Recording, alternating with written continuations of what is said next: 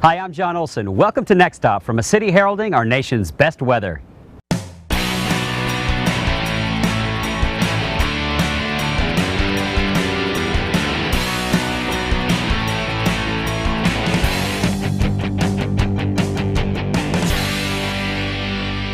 San Diego, our nation's 8th largest city, has incredible weather. With great weather, you've got lots of happy people. In fact, that's their slogan here in San Diego, Happy Happens. And it's definitely happening on this episode, where we'll take you to some of the top attractions. We'll also feature a world-class historical hotel, happy people, local music, and more on this episode of Next Stop from San Diego. The fun starts now.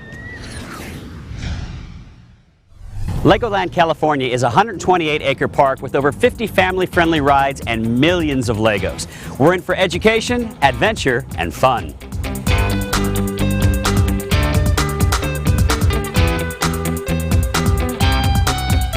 I've been hearing about Legoland California for a long time, and I've never been here. So far, I'm super impressed, Julie.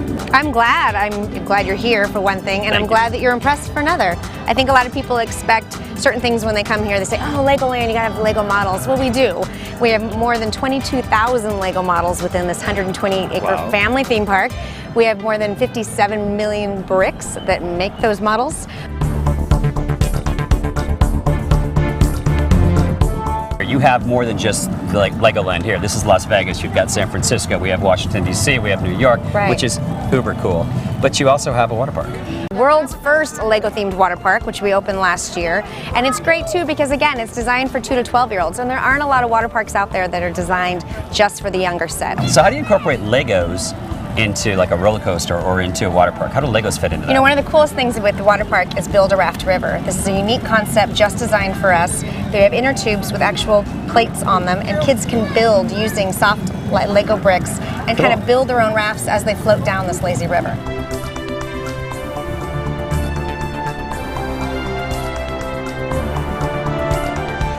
There's over 50 rides to choose from here at Legoland. Mike, my camera guy, and I are on the Dragon. Arrgh!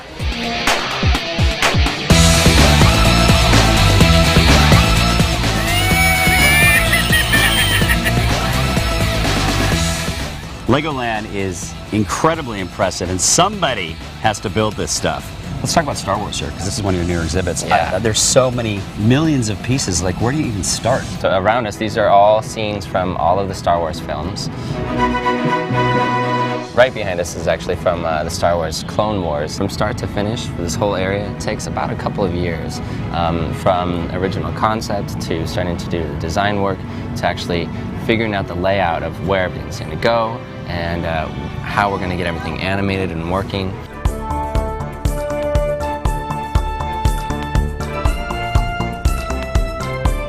Or you're going to help me build something, right? Yeah. What are we going to build? We're going to build you. We're going to build me? Yeah, we're going to build you. What are we going to do with me? Oh, well, you can go travel around Miniland. I'm in. Let's do it. Okay, perfect.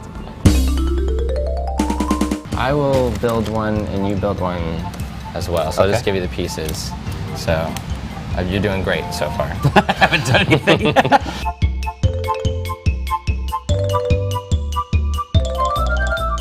So the coolest thing about building the Mini-Me that Gary actually helped me do is I get to place it anywhere I want in Legoland. San Francisco. I'm choosing Washington, D.C. because we're planning to do a Washington, D.C. area show in season 2. And I know we're going to visit the Lincoln Memorial. So I'm going to place myself right on the steps. And next time you see me in Washington, D.C., I'll be standing with Mini-Me on the Lincoln Memorial.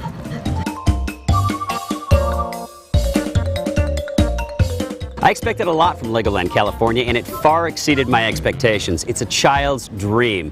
And it wasn't so bad for me and Mini-Me either.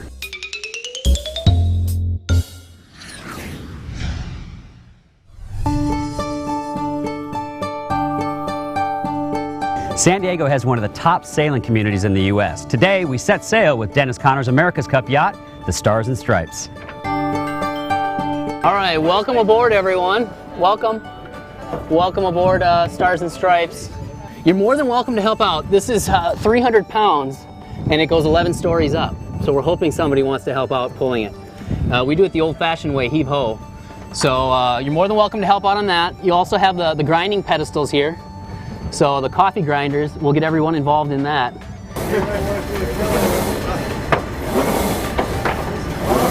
Almost there. And there's 3 gears, and you'll never hear me tell you to slow down. So once we do this, the boom's gonna straight into the center, right? So we're gonna pick up speed, you're gonna feel it.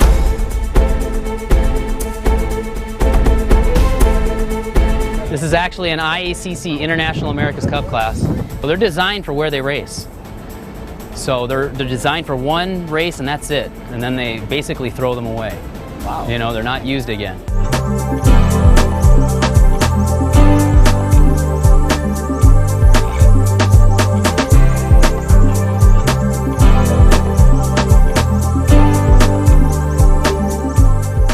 You seem like a young captain. How long did it take you to learn how to sail one of these big boats? You know, I grew up sailing in Lake Michigan, and just over the years of getting used to, I was crew. I started as crew, and then getting used to the boat, I just worked my way up to captain. What's the sailing community like here? It seems pretty It's vibrant. huge. There's so many boats in the water. It's San Diego's like a mecca for sailing. If you look in the local marinas, it's all masts, not too many power boats, and it's because of the great weather.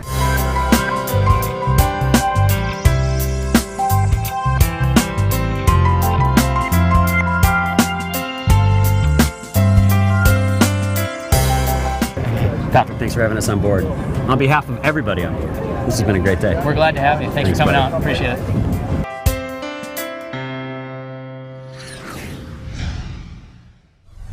Coming up on next stop, the San Diego Zoo and Safari Park.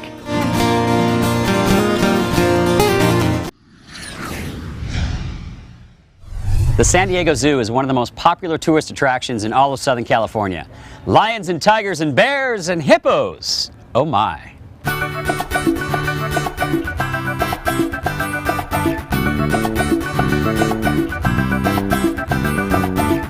So this is my long lost brother John. He's the Tiger Whisperer here at the San Diego Zoo. I like that name, the Tiger Whisperer. You did just actually call these tigers down for us. Well, they're very food motivated. It's not like I have some kind of magical power over them or anything. They come down because a lot of times when they hear me call them, they're going to get fed. This is Mama and 2 babies. Yep, 2 boys, 5 months old. Christopher and Connor. Just tipped the scales at 50 pounds yesterday. They were about 3 pounds when they were born. This is Mom's 4th litter. Whatever moves gets torn to pieces. It's made me want to put a piece of furniture in there to see if they can rival what my cats at home do.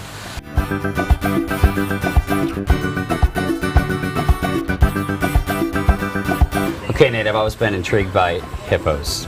They seem so peaceful and docile, but they're not really that peaceful and docile, are they? No, they have a pretty bad reputation.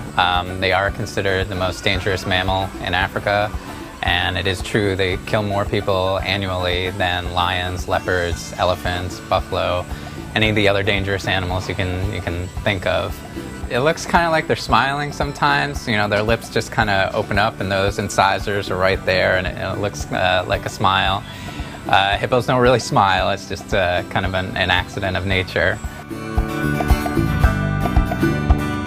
So they say hippos aren't very friendly, but actually they are friendly to guys like me. They like me, they know me. I'm kind of a hippo whisperer kind of guy. You can actually get up and close and personal and even give it a kiss. Nice hippo.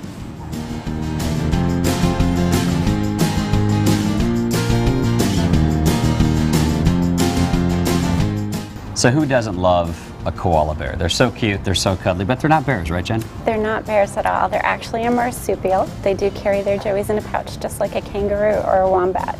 The males don't have a pouch, only the females do, and they'll actually carry their young for at least 6 months in that pouch. And this is a male. Introduce us to this cute guy. This is Burley, and Burley's very special. He has an Aboriginal name, Burley, that means star. And we were hoping that once he came out of the pouch at 6 months that he would be our star, our little ambassador here at the San Diego Zoo. And he's really turned out to be that. Look at that face. Obviously, we've had a great morning at the zoo. It's been a pleasure meeting you and Bradley, but we're off to the safari park next. What should we expect up there? It's a unique experience that everyone needs to experience on a day when they're in California. There's just so many animals up there, and they have them all together. It's actually mingling like you would see in the wild, different species together. All right, well, welcome to the Safari Caravan. Welcome aboard. I'm excited. It's going to be fun. All right, ready to head out to Africa? Let's go to Africa. All right, sounds good. We are going to be cruising by our elephant herd here in just a minute. The world's oldest southern white rhinoceros, standing in the shade of our adult male Rothschild's giraffe. Having animals like this is super important to us. We break longevity records here all the time. We estimate Ntombe's age to be about 45 years old. We're not 100% sure because she did come out of the wild. Look at all these animals living together in harmony. It's absolutely amazing watching them interact with each other. That's what we do out here every day, and we see all those great interactions with each other. Our rhinos interact directly with all of the animals in this exhibit. Everyone hangs out with everyone else. Saba is our adult male giraffe. Saba's a very handsome gentleman, and he's looking very proud of himself because all the babies out here are his. So Saba here, Saba's looking for a snack. Is that what he's looking for? Is he looking to eat me? Am I his snack? Yeah, you guys want to feed Saba? Yeah, let's feed him. Yeah, all right. Here, buddy. So easiest way to feed a giraffe is just like this. You can kind of hold that leaf up for him, and he's going to take that right from you. Rule of tongue for giraffe is 1 inch of tongue per foot of giraffe. So Saba is about 17.5 feet tall. He's going to have a 17.5 inch long tongue. And on Saba, you can really see these ossicones, these horns on top of his head. Ossicones is just a fancy Latin word for hair-covered horn. You can see that they're lumpy, they're bumpy, they're big. He's got huge ossicones, and he actually has 5 of them. There's one in the middle there, but 2 big ones on top of his head, and there's actually 2 more little ones behind that. And he would use those in combat with other males.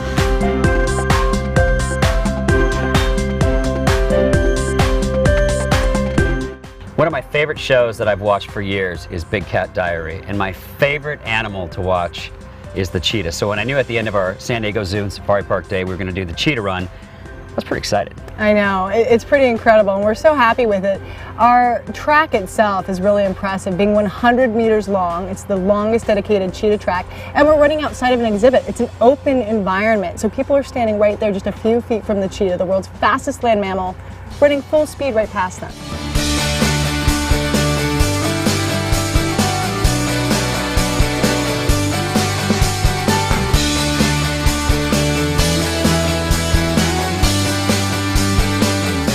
Never in history has a wild cheetah attacked a person. They're always going to choose flight over fight, and I think that does make them endearing.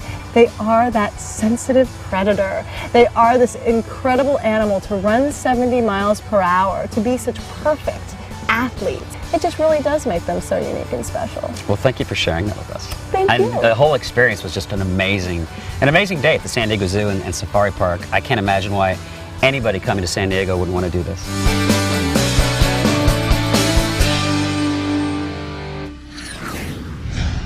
Coming up on Next Stop, the historical and legendary Hotel del Coronado.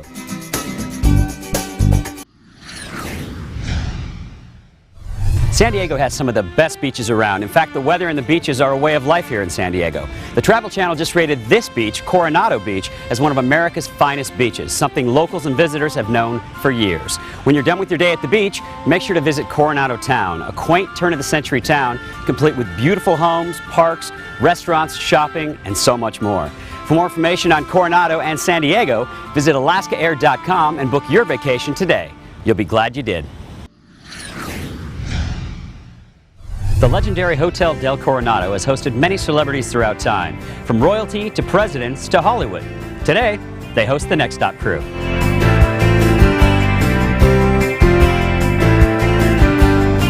I am the Hotel Del's resident historian. Nice. And the hotel was built in 1888. We have a lot of history here. The hotel was actually built as a destination resort way before there was such a thing. So what inspired it back then? Why would they have built such a huge, beautiful resort back in the day? Well, we're looking in the wrong direction. The reason they built it here was out that way.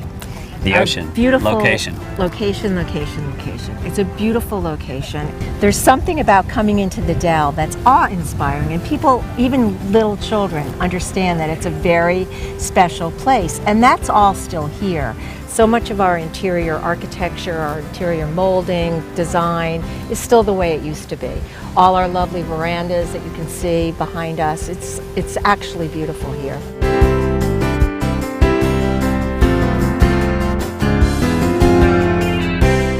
There's a wide variety of accommodations here at the Hotel Del, and this is one of the newer rooms. This room is beautiful. This is a beautiful room. It really speaks to the glamour that was with the Del from the very beginning. And this is in our Victorian building, which is 123 years old, but you'd never know it from this room. It looks like a fashionable room from the Hollywood era. You also have some cottages. We do. We have Beach Village, which is our resort within a resort. It's a private enclave with its own pool, its own concierge, all its own services. It's very private. It's where the Hollywood people today like to come and stay. Well, let's stay along the Hollywood lines here because you've had movies filmed here. Some Like It Hot, Yes. Marilyn Monroe. And it's a classic. It was voted the #1 comedy of all times. This 28-acre resort is not only stunning on the inside, but there's a lot going on the outside. They've got a great pool. There's every beachfront activity you can possibly imagine. This place is Kidtopia. They even turned this into an ice skating rink during the winter months. How cool is that? My next stop, the spa.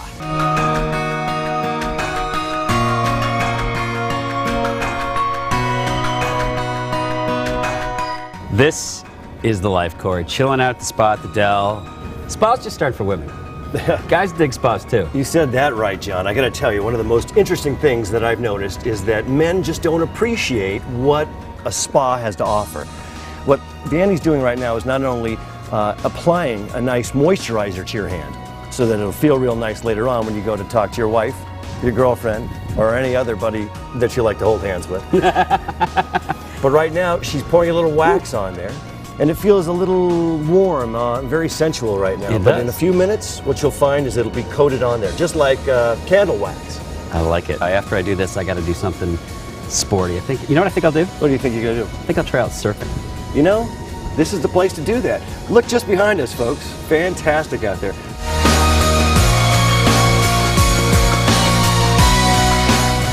This is Gnarly Neil, and he's vowed to get me up on this surfboard on those waves. Okay, here we go. Paddle, paddle, paddle. Here it comes. Hang on. Hands back, toes up. There you go. Bring that one foot up. Good, good. Let's throw on our wetsuits and we'll head on out. Let's do it. All right.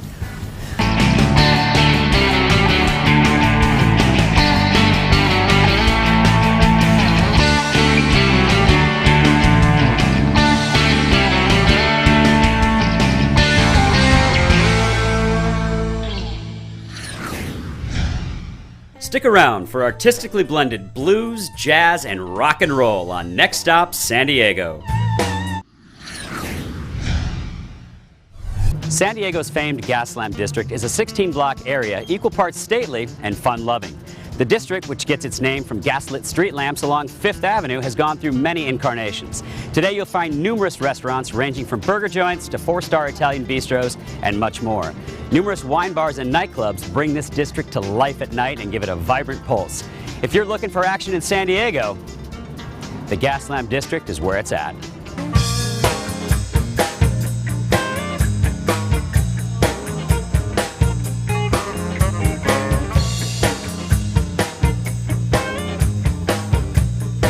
Break down for my fellas.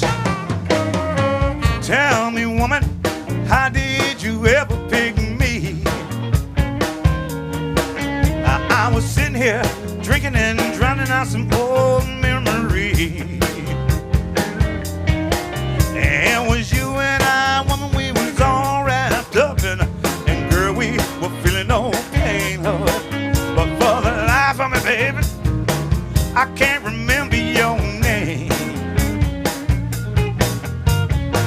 Our musical guest on Next Stop San Diego is Len Rainey and his Midnight Players. The band's been with me now for about 20 years. The band, some of the same guys have been with me for 20 years. And we played all over the world. We just got back from Japan. We just got back from Chicago. So I've been on the road for about 3 weeks. I haven't seen a real nice bed in about 3 weeks. So and this is home for you. This is home for me. This is home for me. What do you love about San Diego?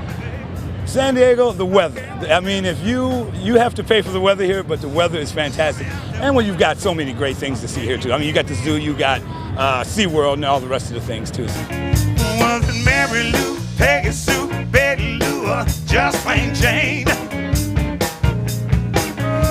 the life of me, woman, I can't remember your name. I can't remember your name. How do you describe your music? You know, it's a mix. It's a lot of original stuff, a lot of rhythm and blues. It comes from a lot of different angles. I'm an old rock and roll bass player, but I used to like a lot of soul and blues, so kind of mixed it up together. I used to call it jazz, rock, soul, folk funk is what we used to call it. So it's a mixture of everything.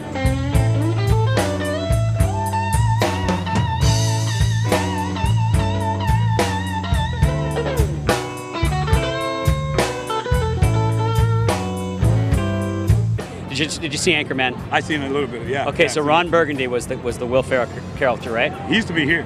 He signed off every newscast, every night, with a message to San Diego. We want you to sign off with that message tonight. Oh, stay classy, San Diego. Okay. Is that it? Say this to our viewers. Stay classy, San Diego. Oh, stay classy next stop. That's what I'll say. All right, brother. You better love somebody, woman, and I hope somebody loves you.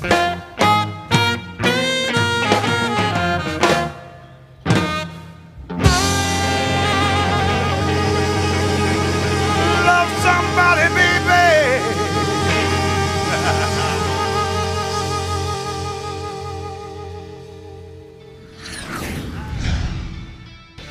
Thanks for tuning in to Next Stop from one of America's finest cities, San Diego, California, the city with the best weather in the nation. With such great weather, there's never a bad time to come here. There's loads to see and do. Thanks also to our show sponsors, the stunning Hotel Del Coronado, Alaska Airlines, and the Alaska Airlines Visa Signature Card. Next Stop. Where will we take you next? Make good memories, everybody. Lions and tigers and bears, oh my! And hippos, too. And more. Sorry. So you also you also have some cottages. This is the Crown Room. It is. No, why is it called the Crown Room? I can't figure that out. Phone ring. Blooper. Hi, I'm John Olson. Welcome to Next Stop from the golf capital of the world.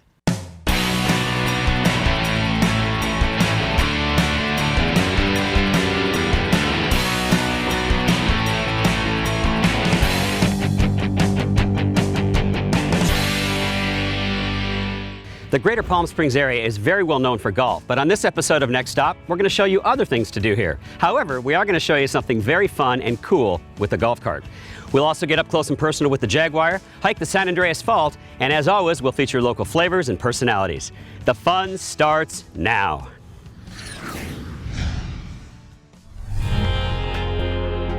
We're about to ascend 2.5 miles to a pristine wilderness aboard the world's largest rotating tram car.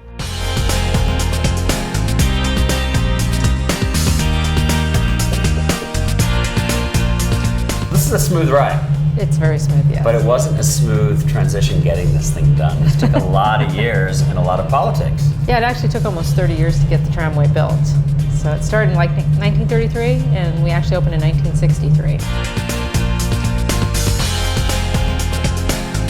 So you guys have transported over 12 million visitors up here. We're proud to say that we are one of the largest attractions in Palm Springs. It's one reason that a lot of people come to the area.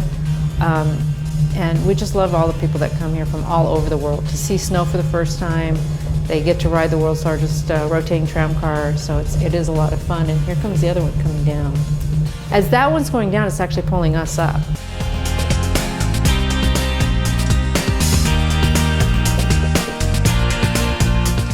Great view of the valley, too. Yes. Well, you can see all of the desert cities down there, from Coachella all the way up to Palm Springs, across to the Desert Hot Springs.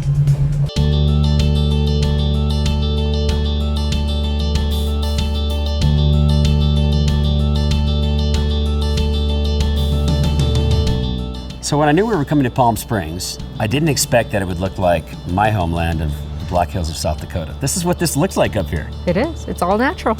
It's unbelievable. You got snow, granite, and just pristine scenery. It is. It's absolutely beautiful. Actually, if you can hike out a little ways down the cement pathway there, you can actually just lose yourself.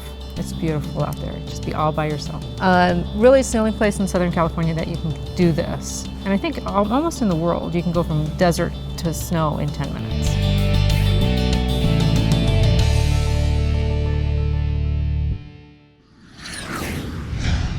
At the Living Desert, it's about desert conservation through preservation, education, and appreciation. So everybody loves giraffes, Liz. I agree. I do too. These are your babies. Yep. It's feeding time. What are we feeding them? This is acacia. It's actually what they would eat in the wild. We grow it here especially to feed out for a nice snack for them. As you can see, they enjoy it.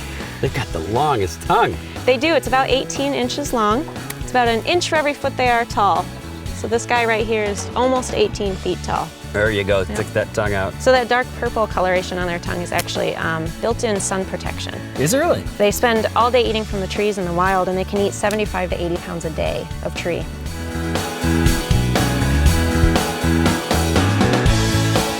One of the newest exhibits at the Living Desert is this, the Jaguar exhibit. Liz, I've been dying to see this because I know jaguars are very elusive, but here we have one right here.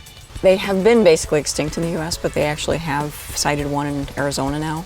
So how do you keep her happy here? The plants are catnip, and they put enrichment out, which happens to be wolf dirt. So because that's part of our enrichment program. We try to give them things that will elicit natural behaviors. All large cats, big exotic cats are like this. I mean, their instincts are very, very close to the surface. They are just very instinctual and very powerful. I mean, if you look at her, she looks like the pit bull of the cat world. She's short, squat, and very muscular, and that helps them out in the wild.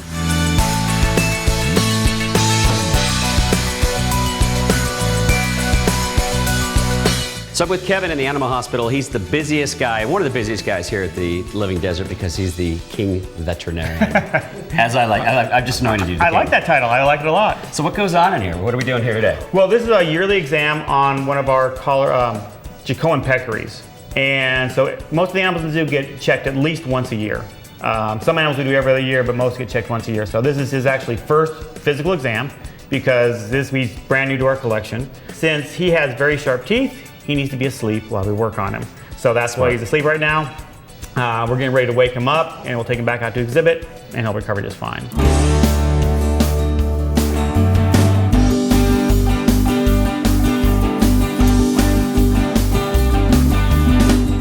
So here's something I didn't expect at the Living Desert. A massive railroad town. My earliest memories of childhood were my dad building a big train set in our basement. Absolutely. But you guys have taken this to the next level. We have taken it to the extreme, is what we have done. This is 3/4 of an acre of G-scale train. We started it back in the year 2000, and it has grown from there. You are standing next to what we consider the longest G-scale trestle in the United States. It's 201 feet, 8 inches long, and it was built by volunteers right here on the ground. We can run at any given time up to 25 different trains. It's beautiful. That's one of our pride and joys.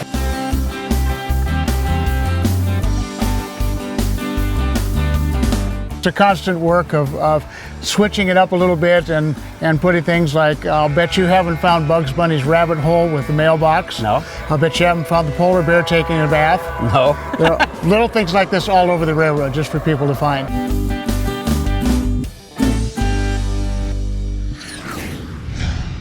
Coming up, cooking at Copley's and polo on golf carts.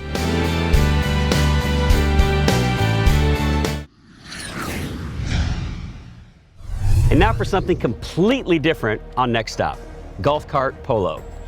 Lolo, let's win. All right, are you ready? I don't know. Just John. It's in there. Here we go. Oh, big shot there. Big shot by Team Next Stop. This one could go. Oh, and it's stolen out of there beautifully by Hot Stuff. Hot Stuff's on the ball now. Oh, Team Next Stop is on the ball now right along the back line, and Flagger says nothing. Tony the Tiger now. Tony, oh, and it's stolen away by Team Next Stop. What a play.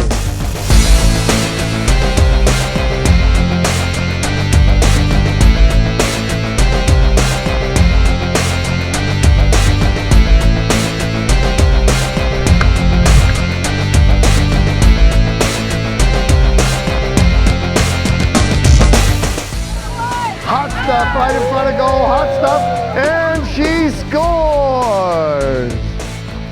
He has a shot on goal. The right underneath the cart, nice play. And Good it's job. finally It's on the taken front of the out of cart. there by Ginger. Was stolen away there by team Next Stop, and his mallet's upside down. How does he figure to hit that thing? Right in front of goal. Now he's got it. It's in there. Goal for team Next Stop. Woo! And he goes wild. All right.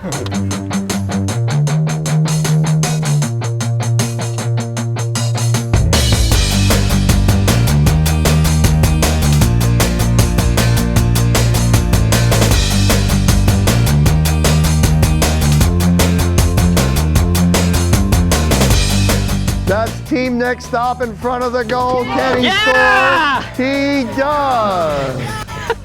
Good driving. So Kevin, whose idea was it for golf cart polo? Because that's one of the coolest things I've ever done. John, it was my idea. Absolutely, all the way. I thought of it. We started it years ago. I can't even remember whose idea it was, but we're famous for it. People come from all around the world to play golf cart. They don't know they're coming to play golf cart polo. It's usually a surprise, but when they play, we can't get them out of the carts to go home. Describe how it's done. You know, we have professional polo players that actually drive the golf carts, and they know how to play the game. And then the customer or the patron gets to sit in the passenger seat and actually swing them out and hit the ball. And for a lot of these people, first of all, it's their first time ever seeing polo. Usually we put on a polo match for their enjoyment before the golf cart polo. Then they get to, after dinner, go out and play golf cart polo under the lights. And it's so exciting for them. They've never thought they'd ever be able to get to play polo, but by doing it in the golf carts, anybody can play. You guys should start a league. This would be huge here. We probably could start a league, couldn't we? Make some money. Yeah, make some money. Well, you know, we really don't need any money, John. Why is that? We're in pretty good shape. Well, obviously, we look have at these. Coachella, John. I know you. Coachella. I've been to Coachella 3 times. This place looks entirely different today than it does. And you know, the owner of the place is really proud of that. One of the things he strives to do is constantly change the look of the place. So every year, you may be here 2 years ago, when you come back, you don't recognize it. I love trying new things on the show, and golf cart polo was a blast. We even learned a little bit about real polo. The Empire Polo Grounds are spectacular. You guys should definitely check it out.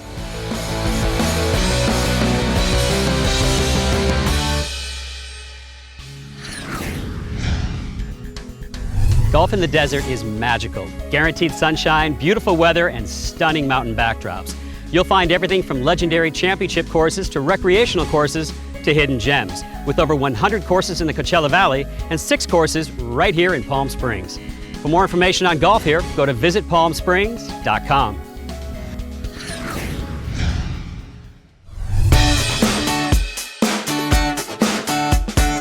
We're at Copley's on Palm Canyon, and we're cooking in the desert with Chef Andrew. Well, what I thought I'd do today is do you one of the dishes which kind of comes on and off the menu, but it's a great dish you can do at home. First of all, what I would like to do is I'm going to show you how to make the marinade. I'm going to take olive oil, but I'm going to take about 3/4 of a cup, so it's a lot of oil. So as this heats up, as you can see, the oil's getting a little smoky now. I'm going to add the ginger. Now as I spread this out, the next thing I'm going to do is add this garlic. So I'll put the ginger in first. The garlic's already been cooked, so really 1 minute more doesn't make a big difference. So as we mix them together, the next thing I want to do is I've got a selection of herbs in. I've got what we call soft herbs. I've got tarragon, parsley, basil, chives. I can smell it. It smells amazing. And you see how the oil's starting to actually soak into the mix? Yep. Then I'm going to get you to give me a hand here. I'd love to. All right, now on this side you've got some fresh clove honey, grain mustard, not Dijon, it's a grain mustard. Can you mix them together for me, please? Sure.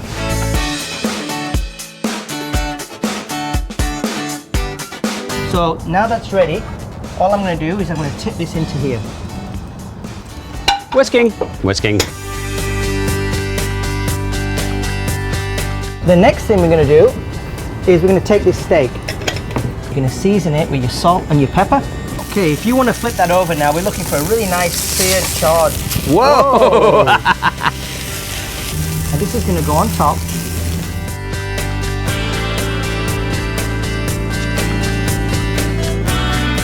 Okay, so now it's time to try the masterpiece. Absolutely. Nice and medium rare, charred on the outside. That is so good. Yep, I love that dish. This sauce is fantastic. Yeah, it's such a simple marinade. Your restaurant here has an amazing charm because it wasn't always a restaurant. Talk about the history of this property. This has had 9 lives. I'm serious. It used to belong to Cary Grant. It was a property he had. It was a 4-bedroom property which he used to use as more of a social gathering house. And I just loved the property, the land, and I was able to kind of convert it into this, what we have today.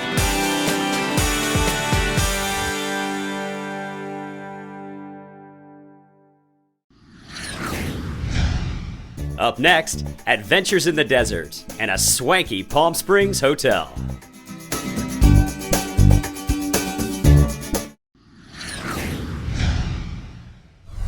We're off for some fun in the desert with Desert Adventures.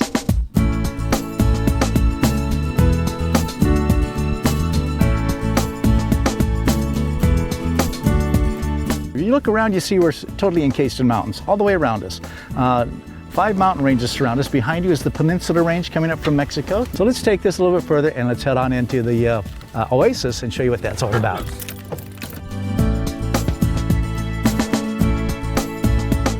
This is a great spot here because you can see where the palm boring beetle and the leatherhead woodpecker has got into the palms. Isn't that cool? The plant that we see here growing through here is called arrowweed, and the Native Americans made their arrow shafts from that. And they had tattooing. This is called juncus. See how supple this is? Yeah. Yeah. Well, be real careful because it'll poke you really good. You'll see where we cut these off here. Feel the tip of that. This is your tattoo needle. Ooh. And your sewing needle. It is really, really sharp. And here you got the waters flowing right down out of the ground. And if you were walking from that direction, you'd be thinking, oh my gosh, we're all gonna die of thirst. And all of a sudden, here's water flowing at you, and you look down and you go, wait a minute, it's like 3 inches under my feet. Okay, so right up here we have what we call a metate, or grinding stone. Looks like a big love seat. It is, it's like a big giant love seat. Oh yeah. Try grinding a hole there if you would. How long do you think it takes to make a hole that big? A few years.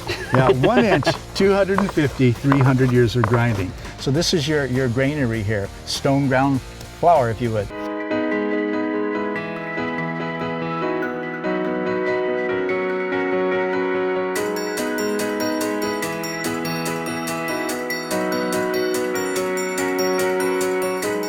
So what we have here is we're sitting right in the center of the San Andreas Fault.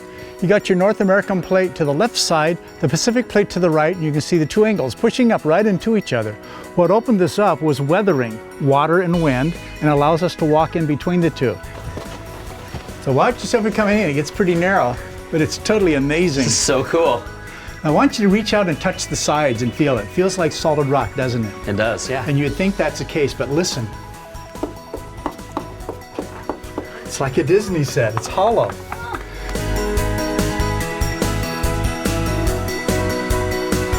I learned a lot about the desert today. Did you guys? Oh, yeah. Like, who knew it was so wet up here? What's probably the biggest misnomer that people think about the desert? The biggest misnomer is that, number one, that we're super hot all year round. We're not.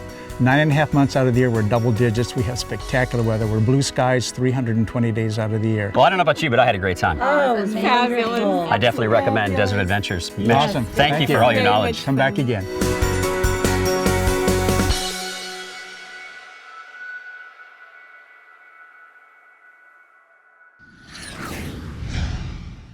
Alaska Airlines provides service from Palm Springs International Airport to 5 nonstop destinations with over 50 weekly flights to Seattle, Portland, San Francisco, San Jose, and Sacramento. They've been providing their award-winning service for over 30 years and continue to support this wonderful community on the ground in many ways. For more information on this and to book your travel to Palm Springs, visit alaskaair.com. A palette of vibrant desert colors greets you at the Saguaro Palm Springs, which happens to be a very fun property. Michael, thank you so much for hosting us. Hey, thanks for being here. Let's talk about these colors. Absolutely. What do they signify? Well, what they signify is, as you see, they're very vibrant. But the concept was we wanted to embrace the local area as much as possible here in Palm Springs. So there's 14 different color palettes throughout the property, and they're all derived from the 14 indigenous desert flowers found in the desert here. It's popping everywhere. The pool area is a lot of fun. The property's a lot of fun. That's your whole theme, fun. It is. Actually, that's beautifully put. That's our goals. We want guests to come here and have a fun time. They come here to escape all the pressures of life, and they come here and walk in with these colors greet you, and you can't help but be in a good mood and really have a good time for that weekend or that stay.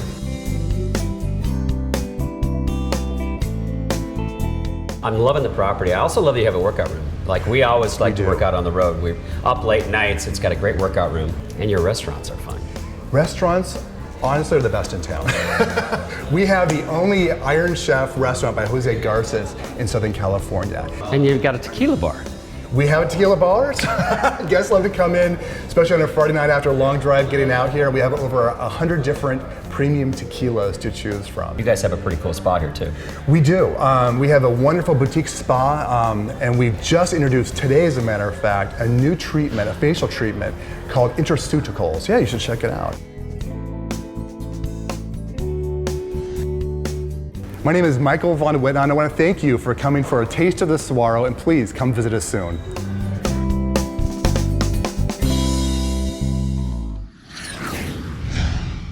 Coming up on Next Stop, music by local favorite, David Wayne.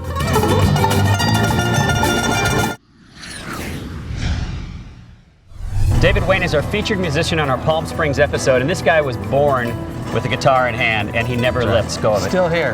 How did you get started? Well, as a kid, just listening to the music on the radio, and my dad was musical, and kind of grew from there. Just the love of music from day one, all different styles, and took lessons for a few years when I was younger, and then it's just kind of taken off on my own now.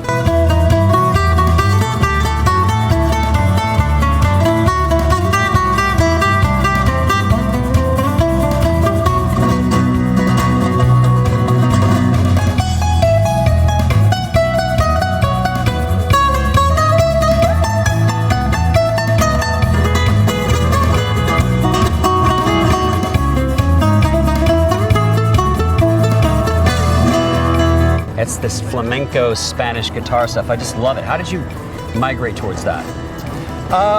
It's kind of an assimilation of all the styles that I liked growing up. You know, I listened to rock, I listened to jazz, I listened to classical, and I got into Latin jazz and all that, and I kind of put it all together.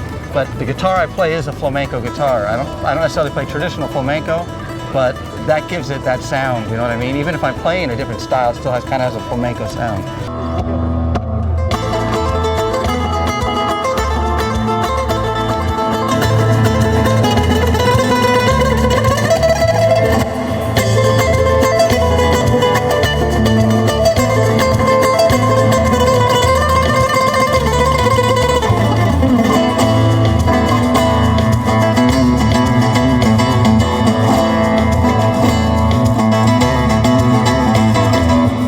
I've got an 11-year-old at home who's just starting to pick up guitar. What advice would you give him? Always believe that anything's possible. Never think that you have limitations, and you'll get better and better.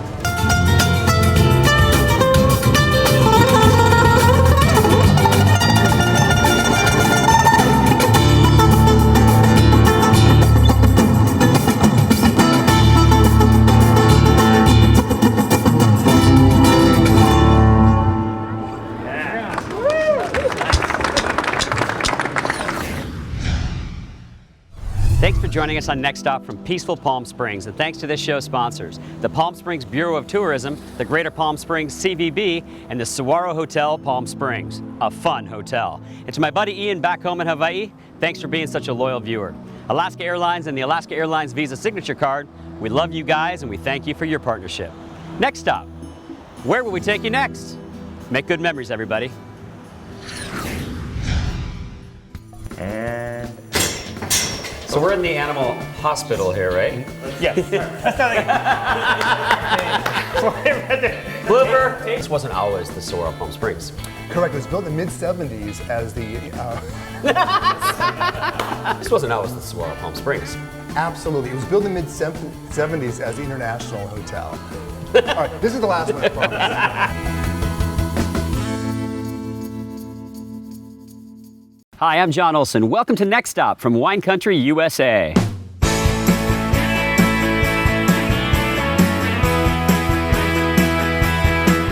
On this episode, we feature the #1 wine growing region in the country, California wine country. Of course, we'll taste some great wines, pair it with fabulous foods, and meet some of the colorful locals. But if you've been to wine country, you know you don't do it alone. So I invited my girlfriend Mary and my friends Mark and Leanna to fly over the water from Honolulu and join me to share in the experience. That's how you do wine country. The fun starts now.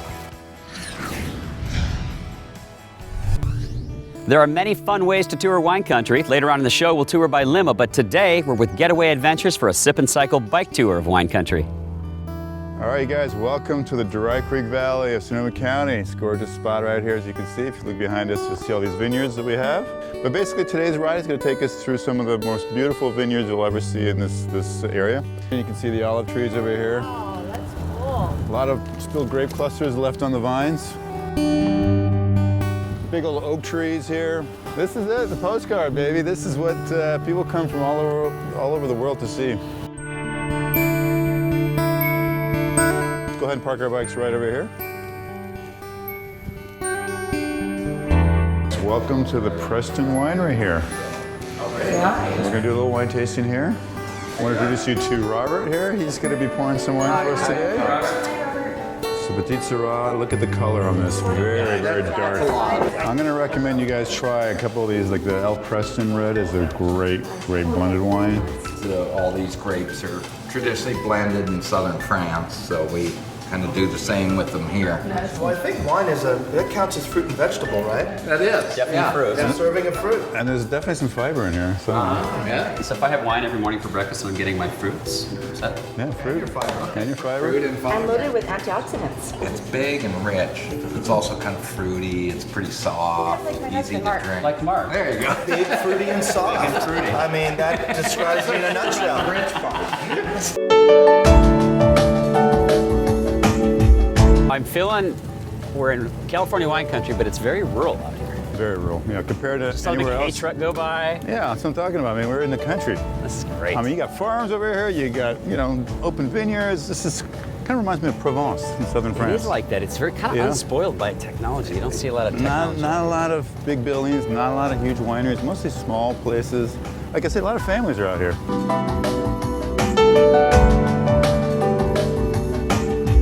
You got some fancy wines here. 95 rating. We were very happy there. We would have done cartwheels for a 90. What should we be looking for in this? What you're gonna see is some dark red fruit there, some dark cherry and a little bit of plum. It's got real nice balance, nice finish. Steve, you do it every time. Oh yeah. I like that. All right, you guys, welcome to a special treat here in the wine country, and that's sampling right out of the barrel. This is wine that's been aged now for a little while, but we get to taste it before it hits the bottle, so this is a really kind of special treat. Okay, so the Old Vine Zen, you're going to get much more complexity with this one, more concentrated fruit, and this one will give you hints of cherry, caramel, and mocha. It is absolutely delicious. The nose is awesome. Yeah, it's just an amazing. Give it a little, open it up a little bit, just give it a little air. Randy, I want to thank you for a great day. The bike tour was awesome. Well, thank you so much for coming out, you guys. You guys are all great, good cyclists. Enjoy the good wine, and come back and visit us in Sonoma County. Oh, we will. Thank you. If you're a wine connoisseur, you probably store your wine. So here's a little wine storage 101 for you. If you have a cooler, set the temp at 55 to 60 degrees. Dessert wines at the bottom, whites in the middle, reds at the top. If you don't have a wine cooler, look for a room like this. No temperature fluctuations, cool, dry, perfect. Set the wines on its side, but never, ever, ever store your wines on top of your refrigerator. How many of you are just busted right now? The reason why? Vibrations. Not good for the wine. There's your Wine Fast Fact 101. We have a special treat for you today. We've done food segments all over the world, but never have we been in the kitchen of a world-renowned chef. This is the father of wine country cuisine, Chef John Ash. You know, I was sort of the first. I mean, it was a long time ago. When I first came to Sonoma County, to Santa Rosa, there was no good food here, which was surprising because it was an amazing agricultural area. A winemaker friend of mine took me to what was then the best restaurant in town, and I'll never forget, this was the middle of summertime, and here was all this wonderful stuff being grown around here. and this best restaurant in town was serving canned vegetables. And I said, you know what? I could be a big fish in a small pond. That's fantastic. Yeah. What are we going to make? We're going to make the simplest, everybody should know how to make this. So it's the simplest dessert in the world. The Italians call it zabaglione. French call it sabayon. I describe it as it's kind of like all of the great relationships in my life. There's this wonderful thing, it's there, but then it's not there, and that's kind of about my relationships. So great memories there, but not there anymore, and that's really good. Well, I'm willing to help. So okay, you're going to do it. So what we're going to do is I've taken some egg yolks here, a little bit of lemon juice, and this is just your own liking. We're going to add some sugar, so it's that kind of balance, and you add as much or as little as you want to. And then carefully measure the wine. You know, that's careful. That's careful. Very careful. And what we're going to do is whisk this together, all of these things, until they're combined. And then I'm going to let you do this. We're going to put it on top of the simmering water here. So we just set it on top. Do I continue whisking? Yeah, and keep whisking like crazy. So your objective is to keep it moving and to actually beat air into it. And what will happen is that it will rise up like the souffle. We won't see any liquid egg anymore. Oh, I can see it. And what we want to do is get it off there before we scramble the eggs. And if you look at it, there's all of the liquid egg is gone, so we've cooked it. Any fruit that you like is, you can put on here. So this is the kind of thing that you can do, even if you hadn't planned on dessert. And really, that's it. So there you go. My.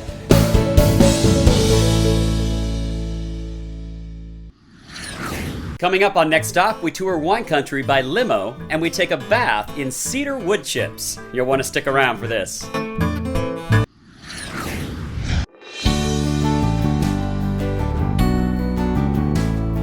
You must be Len. I am. Please come up and join us for a moment.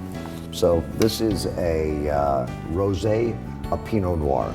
We make this from our best grapes. This has a nose, it has a taste. The key elements of wine, and particularly a Pinot Noir, even a rosé, a Pinot Noir, is that there should be balanced. But the three basic things is that there's a nose, you have a smell, that the taste, they call it the mid-palate, is consistent with the smell, and the aftertaste or the finish is long and also consistent.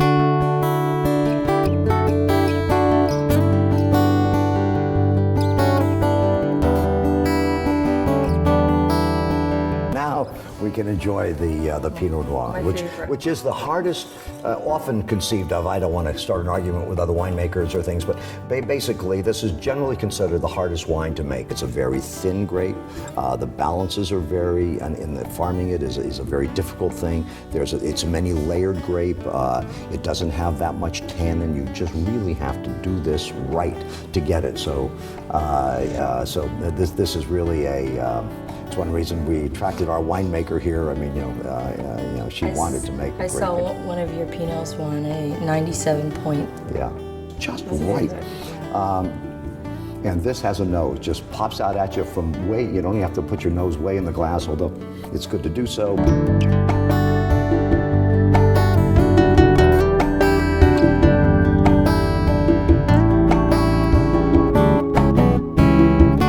Okay, so what'd you guys think? Great. What was your favorite? I liked them all. What was your favorite, Mark? The 07 Pinot. You like that? Yeah, it was great. What about the rosé? Are you a rosé kind of guy? You don't seem like a rosé kind of guy. I never drink rosé, but you put that rosé in front of me, I will consume it quickly. It was really good. And now we're off to Osmosis Spa. Ready to get your spa on? Oh, I'm ready.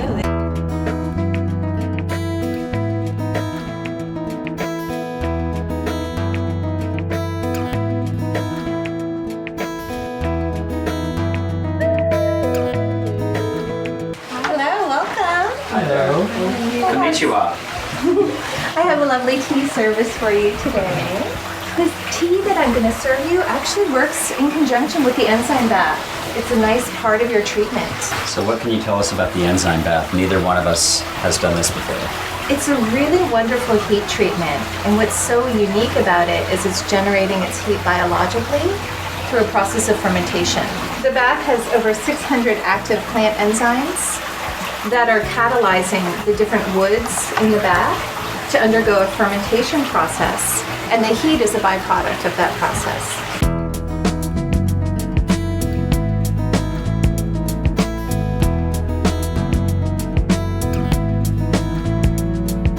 What inspired this from you? Now, you spent some time in Japan, I understand.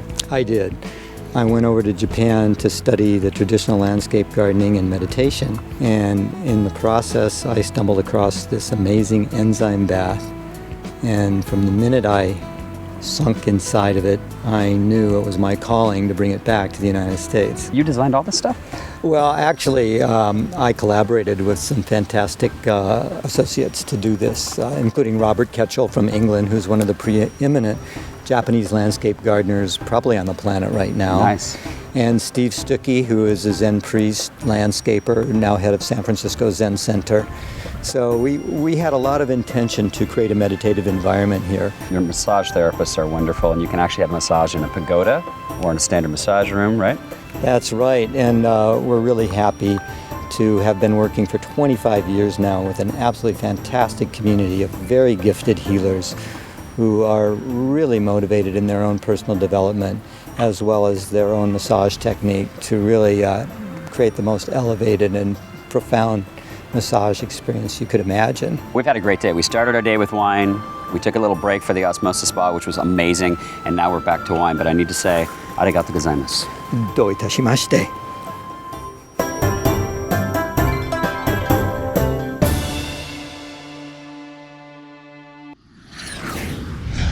Coming up on Next Stop, California Champagne and a Santa Rosa historic landmark hotel. So we're off to our final winery, which is actually Champagne, Corbel. Corbel makes currently 15 different champagnes. They're listed according to the dosage level. So if it's 1% or less, it's a dry champagne. Between 1 and 2%, it's a medium, and greater than 2 is a dessert. So the first champagne we're going to try is our natural. It's the dosage on it is 0.75. It's a blend of Pinot Noir and Chardonnay. It's also the inaugural champagne. Has been served at every presidential inauguration since Kennedy. It's really nice. It's a little harder to find, but it is distributed. Now there's a key to opening champagne bottles, right? I'm going to watch you do it properly. It's supposed to whisper. Cage is put on with 6 half turns. It's tradition. So we can count if you like. Okay, let's count. 1, 2, 3, 4, 5, 6. And a half. And I always leave it on just for safety, but this will hold the cork.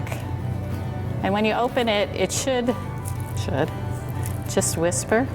So if I do it right. Oh. How's that? Music to my ears. So this is the Brut Rosé. So it does see a little bit of skin time because that's where the color comes from. So to get a little bit of pink, a little bit of time, we're talking hours. Really? Yeah, not very long. Well, that's it for today. Come back and see us again.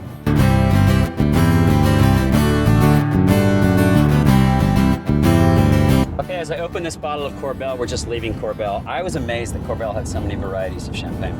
Me too. I was very surprised. I didn't know they had 15 varietals. Cheers. No problem. Cheers. Hey, John, where's our next stop? Our next stop, the Flamingo Resort. All right.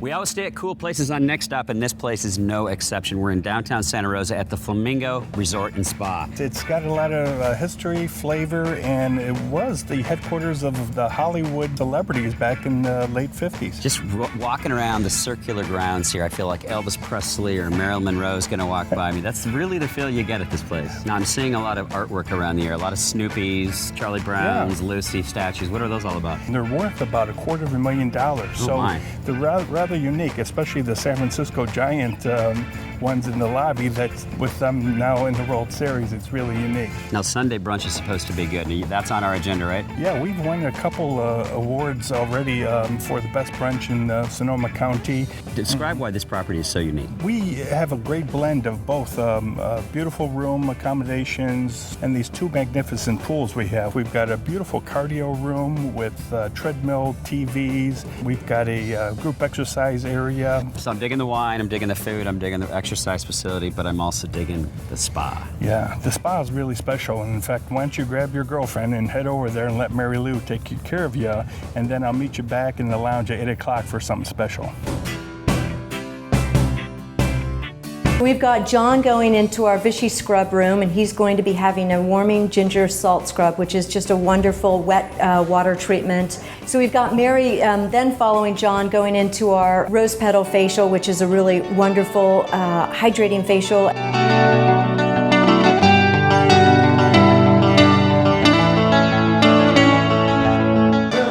Antonio. Hi. John Olson, how are you, buddy? John, good. How are you doing? Dan says to show up at the lounge at 8 o'clock. Yes. And there's some surprise happening for us. What's up? Absolutely. You're actually going to be doing a salsa class tonight. So you got your basic down, your side basic, and you're good to go. You guys did great. Okay, we didn't see Elvis, but we had a great time at the Flamingo Resort. We got our spa on, we learned how to salsa dance. Next time you're in Santa Rosa, check this place out. It'll take you straight back to Las Vegas in the 1950s.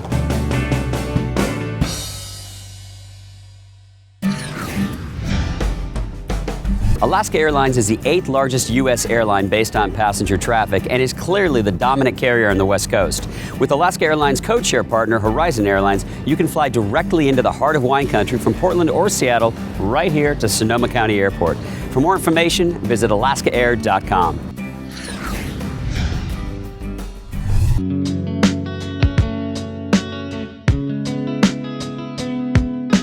We love checking out great restaurants all over the globe, and this place speaks to my heart. In downtown Santa Rosa, we're at Stark's Steakhouse. I'm a total meat and potatoes kind of guy. Mark, thanks for having us, buddy. Hey, nice to meet you. Now, this place has been around for just a few years, right? We're going into our 3rd year now. We just love the building. It was a little bit tired. We came in and just redid it and brought back all that old history to it. It feels like an old-fashioned steakhouse, and you could be in Chicago, you could be in New York, you could be in San Francisco. Luckily, though, you're in Sonoma County here, Santa Rosa. It just has that old-fashioned feel that just brings back a ton of memories for a lot of people and creates a lot of new ones for people as well. You guys have something unique to most steakhouses. It's the aging room. It's our pride and joy.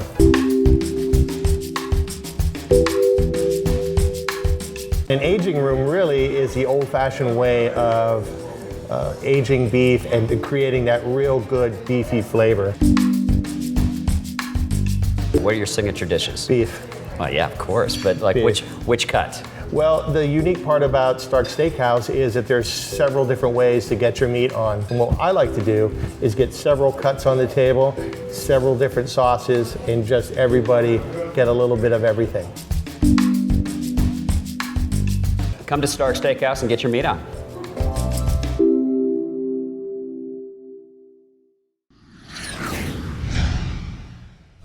Coming up on Next Stop, music by Adam Traum at one of Sonoma's original wineries.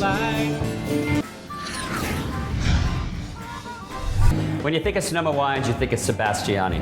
This was one of the first vineyards in all of Sonoma County. You step into this amazing structure and it's just, you feel like you're in history. Samuele Sebastiani used to drive this tank on the back of a wagon up to the quarries to sell wine by the tin cup to the workers up there. About a nickel a cup back then. I love that. Actually, it's about a nickel a cup right now. It's more than a nickel a cup. Come a long way, baby. You've got a great tasting room. Yes, it's a beautiful structure. It was the actual winemaking facility up until about 2000 when we remodeled and turned that into the tasting room. It's just a beautiful, beautiful room with a lot of arches, great for music. I drink that muddy water, I feel it deep inside. I drink that muddy water, I feel it deep inside.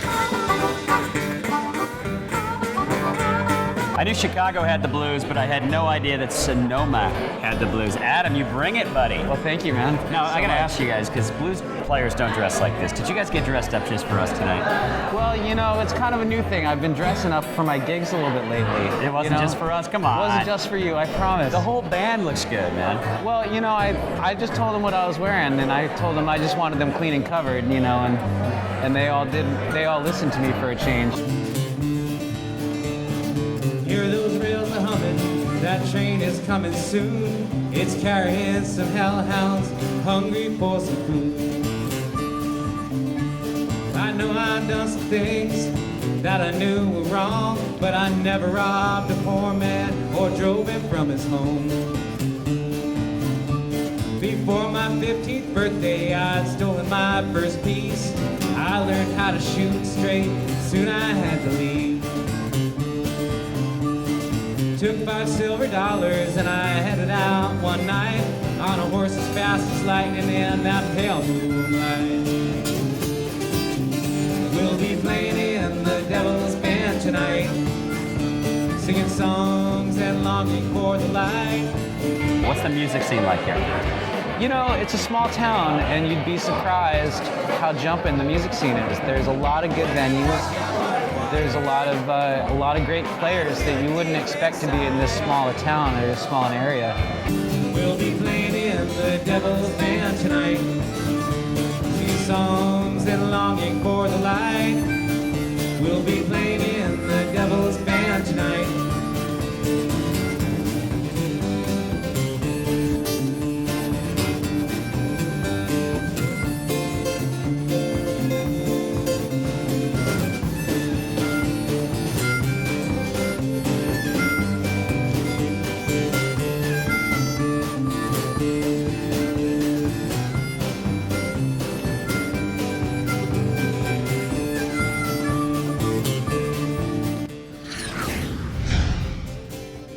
Thanks for tuning in to Next Stop from California Wine Country. We had some amazing experiences, had some great wine, met some fabulous people. I also want to say thanks to my friends who came to share this experience with me, Mark and Leanna and my girlfriend Mary from Hawaii. Thanks also to our title sponsor, Alaska Airlines, and its code-share partner, Horizon Airlines. We'll see you next time on Next Stop. Where will we take you next? Make good memories, everybody.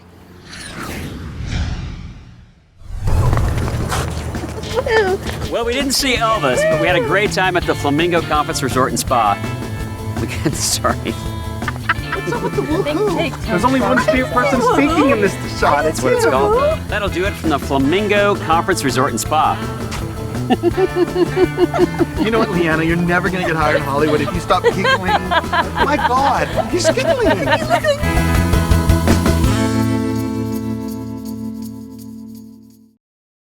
Hi, I'm John Olson. Welcome to Next Stop from Tri-Valley.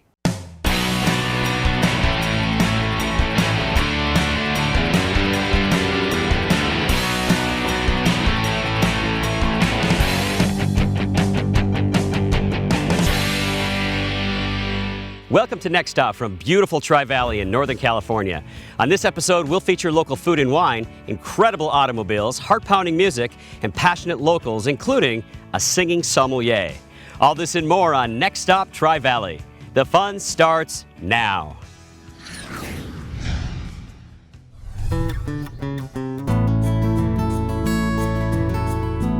Wente Vineyards is the oldest continuously operated family-owned winery in the United States. It's a wonderful story about commitment to quality, sustainability, and family.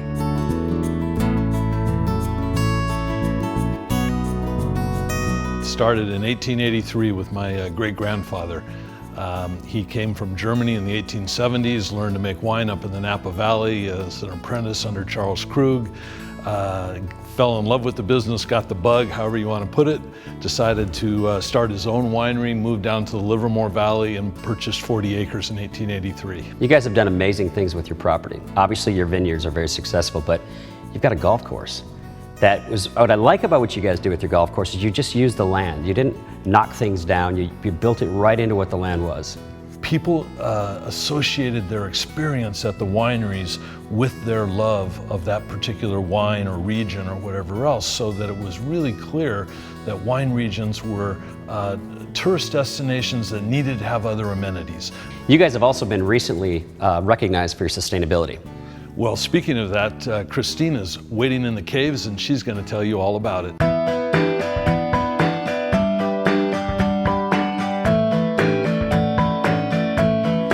Before sustainability was even a word, Wente Vineyards was incorporating sustainable practices into the vineyards and into your restaurant. How are you guys so far ahead of the curve? Well, sustainability has always been part of my family's philosophy. This property where we are now, we're in our historic caves. They've been here for more than 100 years, naturally temperature controlled for aging wine.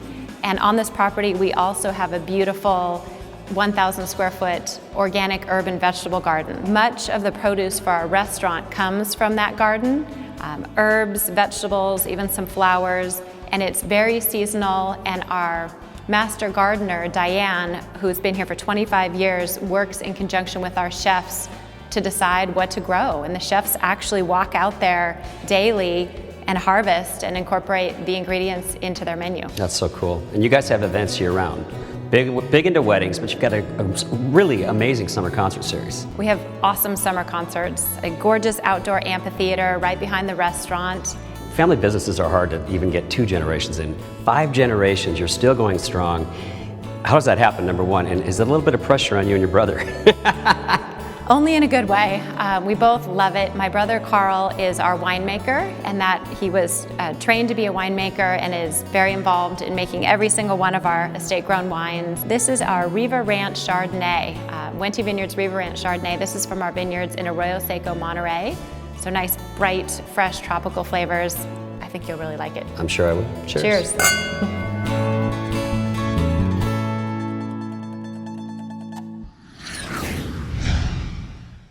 The Tri-Valley region of Northern California is comprised of 5 lovely towns: Dublin, Danville, Livermore, San Ramon, and Pleasanton. Located just 33 miles from San Francisco and 27 miles from San Jose, few places are as unspoiled, charming, and authentic as the Tri-Valley. Go to visittrivalley.com and plan your next trip to this gorgeous region. The Black Hawk Automotive Museum, located in Danville, is a 100,000 square foot architectural masterpiece and a car enthusiast's dream. We have approximately 90 cars at any one time on display. So they're rotating? That's correct, yes. Where do you get them from? Some of the cars are owned by the museum, and then we're extremely fortunate. We have some owners who have had cars on long-term loan here. These Rolls Royces back here are beautiful. They are, and they're identically color schemed. Those are Phantom 5 Rolls Royces. Just money alone would not allow you to own one of those. You had to be head of state royalty. In the proper class. That's exactly it. Those are the only 2 two-door P5 coupes in existence. We have the 1952 Ferrari that Phil Hill owned personally, drove up to Pebble Beach. So we're on the next level right now, kind of the sexy car level. Not that the sports cars aren't sexy, but tell us about what women say when they come up here. When they look at the car, they like it because they're just beautiful cars. And very sexy. Yes. There's some couple ones that really stand out here. First of all, that one over there, that's got to be the oldest car you have. That's our oldest original car. It's a 1906 Cadillac Tulip M Tourer.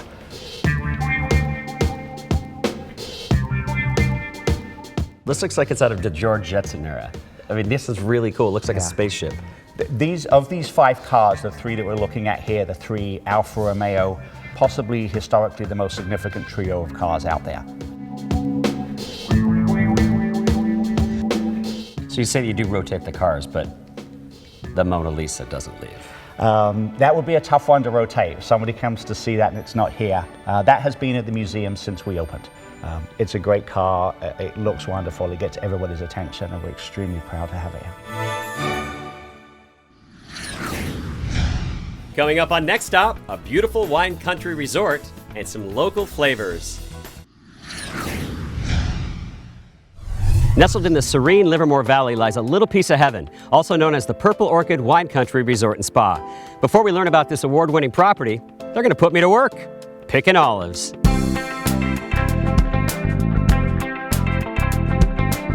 Derek, I'm John. Nice to meet you. Likewise. So we have these buckets, and when you hand pick, it's basically you're just raking the olives off the tree into your buckets. They almost look like grapes. They do. Manzanilla, it's Spanish varietal, but they also make a really nice, big, robust oil. So the orchard's very cool, but your property is stunning. It is. Let's go explore. All right, let's do it.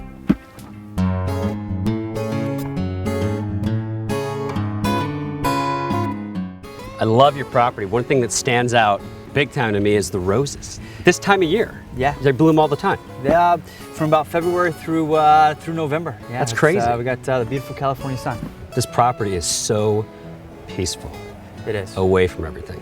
You have 10 rooms, that each one's a little bit unique. Your bedding is unbelievable. I have never slept in such comfortable bedding anywhere in the world. They're soft. They're luxury.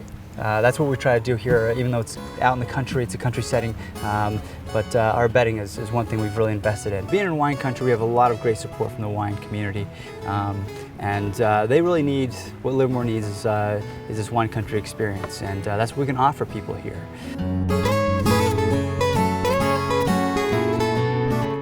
I spent hours in the orchard picking today. Yes. I got really dirty.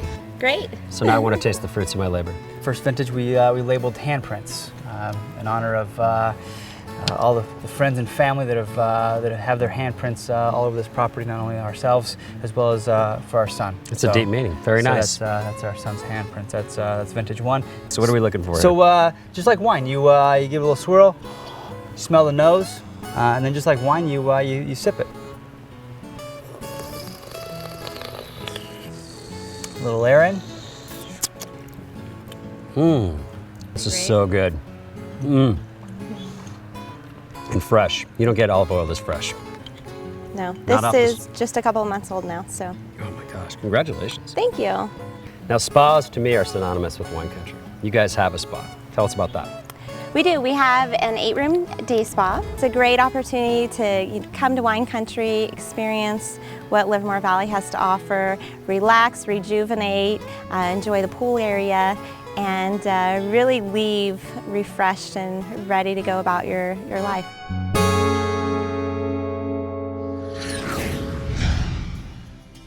Alaska Airlines offers nonstop service from Mineta San Jose International Airport to 12 exciting destinations, including Seattle, Portland, Hawaii, and Mexico. From Oakland, it serves 6 destinations, including Seattle, Portland, and the beautiful Hawaiian Islands. Explore more and spend less with Alaska Airlines' award-winning service, and always find the best fare at alaskaair.com. The food scene in Danville is thriving. Tonight, we're at Amber Bistro, one of the local favorites. Eric, Danville's an awesome place. This is my first time. This small little town on the foothill of Mount Diablo.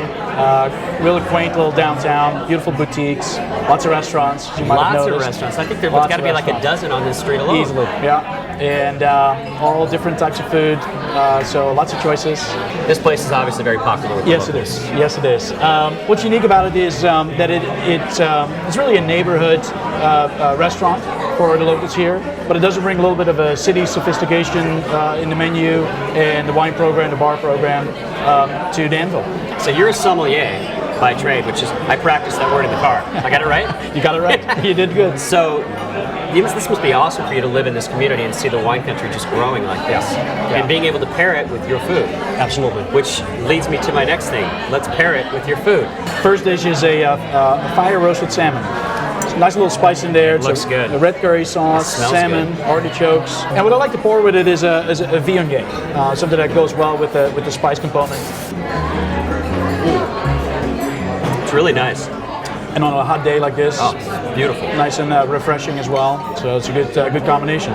Just back on by popular demand, it's Alaskan halibut. Season is open just a little while ago. In this particular dish, we do a little almond crust. The next one is kind of my little weak spot. I can never get enough duck. The best match with duck is Pinot. When I think of duck, I think of gamey. This is not at all. No, it's not gamey at all. And really, the duck breast, if it's wonderful quality like this, shouldn't be gamey at all. And a pleasure to meet you. Real nice to meet Thanks you. for having us.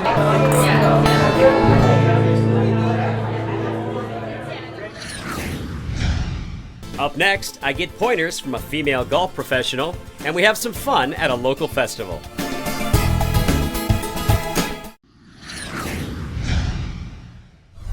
For you golf enthusiasts, the Bridges Golf Club located in San Ramon is a must. Now, Wendy, I'm not a very good golfer. That's okay. I need to learn some stuff. I brought my shoes and I brought my glove, but I didn't bring my clubs because they don't fit so well. So what we're going to do today is just kind of a rough draft, as we can look at how fast you're swinging the club. That'll kind of give us an estimate of what type of shaft you need. All right, let's take a look at your swing. You want kind of a natural arm hang there, so your arm should hang naturally down to the club. Now we have to look at also where you're lined up to. You're headed straight for those people over there that are on 17. We probably don't want to hit them. We want to go more towards the fairway over here. Hi. That's all right.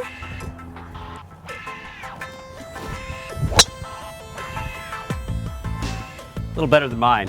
This is a spectacular location. Look at this clubhouse. It's pretty amazing. This is just beautiful. Thank you. So weddings are a huge part of your business. They are here. It's like about half, right? Exactly. We do about 120 weddings a year. That's unbelievable. It's like one every 3 days. It is, yes. And then golf is obviously a big part of what you do as well. We do, yes, a lot of rounds of golf here. You got memberships, but guys like me can come off the plane and play anytime. We'll take you anytime. Gavin, one of your assistant pros, yes, loaned me his club, so thanks, Gavin. Gavin's got a good sense of humor. Does he? Look at this guy. Oh, yeah. He is adorable. He's Scottish. It's not Scottish, it's crap.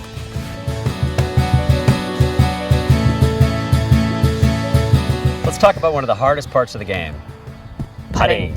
Yes. What do you tell people? Tell people to relax and just trust your swing.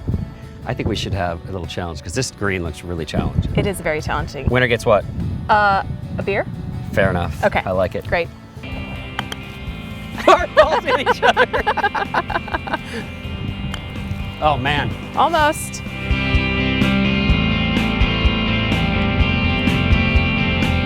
Oh.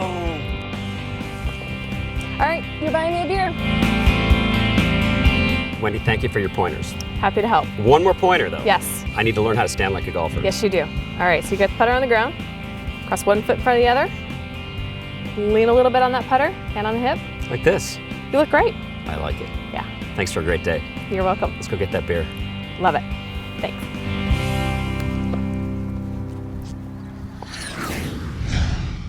We're in the heart of downtown Livermore for the 22nd annual Livermore Wine Country Festival. Let's have some fun. I have never seen a festival with more variety. And that's what we want you to go away with. It's really celebrating the location, which is our downtown. The restaurants, the shopping, the arts and crafts, the local beer, the local wine. It's Livermore. So I have one request for you. I want you to go ziplining with me. I will totally do it. And in exchange, you could put me to work. Okay, I'm short one beer pourer. Come pour some local beer. Can I drink it? Yes, that'll be your pay. I like it. Today we're pouring 3 different styles. We have our tart blackberry wheat beer. Figure today being a wine festival, everyone's out there walking around. Just a nice, cold, refreshing beer would be great. We use natural blackberries in the beer itself. I can taste during the fermentation, so you taste it, but it's not overly sweet. There you go. You mind a little head on your beer, do you? Yeah, good. Since I did such an awesome job pouring beer, I found something more daring than ziplining for Rochelle and me to do. Next stop. Livermore downtown, baby. I'm in probably the most impressive booth in the entire festival, the NBC Bay Area booth. Lance, there's a lot going on here. What we do is we incorporate many of our clients as well as some of the franchises that NBC has on their programming. We have football, we have baseball. Alaska Airlines has joined us and we have kind of enhanced our visit from last year, and it's nonstop. I like what you have going on. You're bringing the Hawaiian culture. You have dancers, cooking demonstration. You're bringing aloha to Livermore.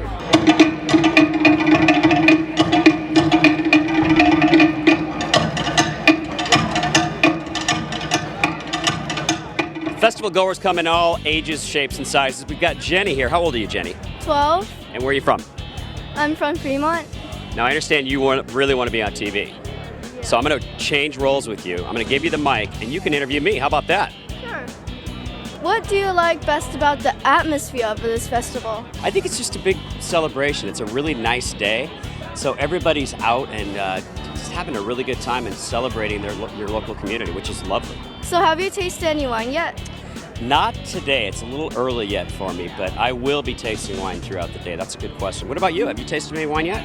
No, I'm only 12. I know.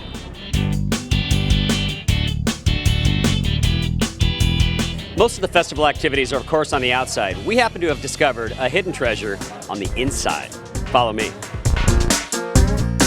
I love great Chinese restaurants, and I expected we'd probably find some good restaurants here in the Tri-Valley, but we never have seen a restaurant with such an impressive wine list. Nick, this is incredible. You're probably looking at like 800 different items, including like white wine, red wine, dessert wines. You have a special gift. Please share with our viewers. Pochissima sembianza che a lei che muta.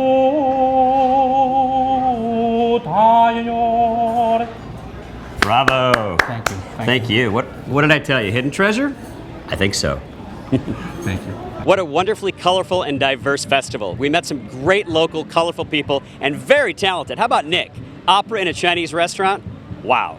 This is just one of the many festivals that happen throughout the year in the beautiful Tri-Valley. For more information on this and other things Tri-Valley, go to visittrivalley.com. When Next Stop returns, we feature local favorite, Wolf Hamlin and the Front Porch Drifters.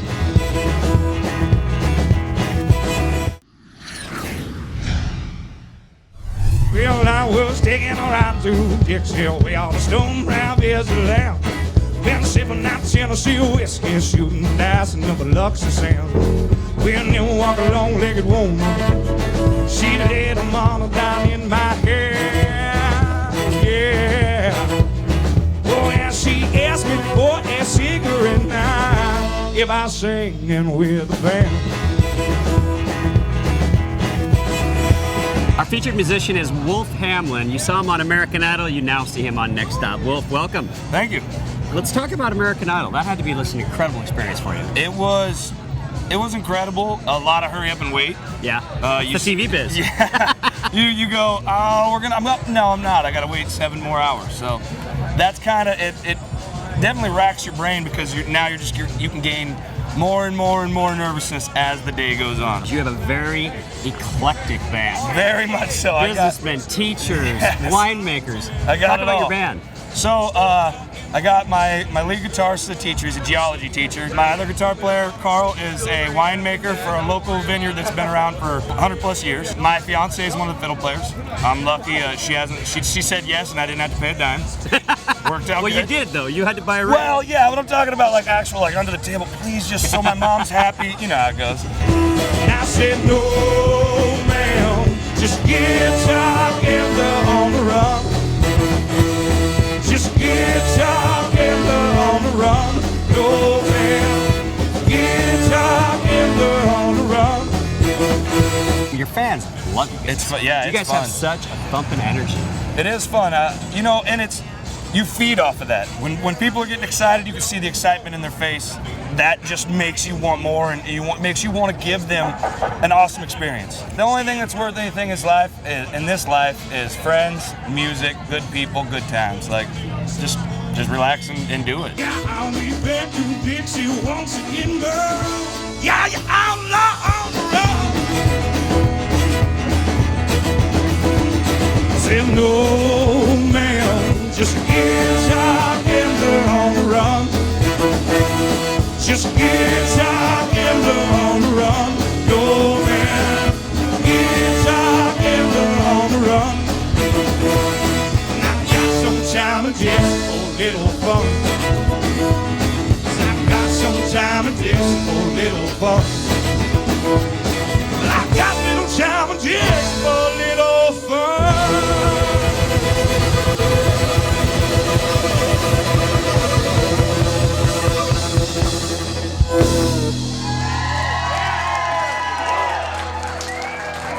Thank you.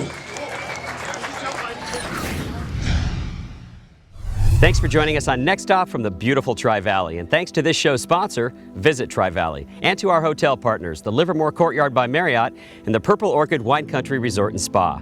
Alaska Airlines and the Alaska Airlines Visa Signature Card, we love you guys and we thank you for your partnership. Next Stop. Where will we take you next? Make good memories, everybody. Next Stop. Where will we take you next? Make good memories, everybody. Quack, quack, quack. To this show's sponsor, Visit Tri-Valley. And to our hotel partners, come on, cue the frogs. There you go. Wente Vineyards is the oldest continuously operated family-owned winery in the United States.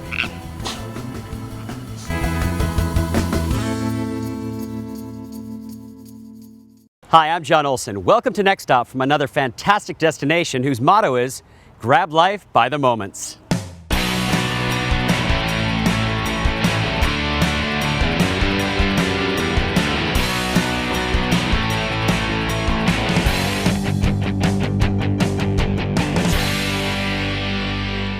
Welcome to magical Monterey, California. On this episode, we'll bring you two of its most popular attractions, the Monterey Bay Aquarium and the Monterey Jazz Festival. We'll take you whale watching and wine tasting and introduce you to some of its passionate locals. All this and more on Next Stop Monterey. The fun starts now. When you visit Monterey, you've got to check out the Monterey Bay Aquarium. It's all about education and entertainment. We begin our tour of the Monterey Bay Aquarium at the kelp forest, which is quite impressive, Jessica. It is. So we were the first aquarium to ever have live kelp on exhibit. It's really our crown jewel here. This is impressive. The sardines there, lit up by the sun. It's like a sight to be seen. It is beautiful. We've got about 3,000 sardines in here. Sometimes we'll put in anchovies too, and it's always fun to see if they school together or not. So we're going to see the sardines being fed. That's going to be over at our other exhibit, and to see that many sardines moving together like that, the colors bouncing off of them, the light is pretty amazing, breathtaking.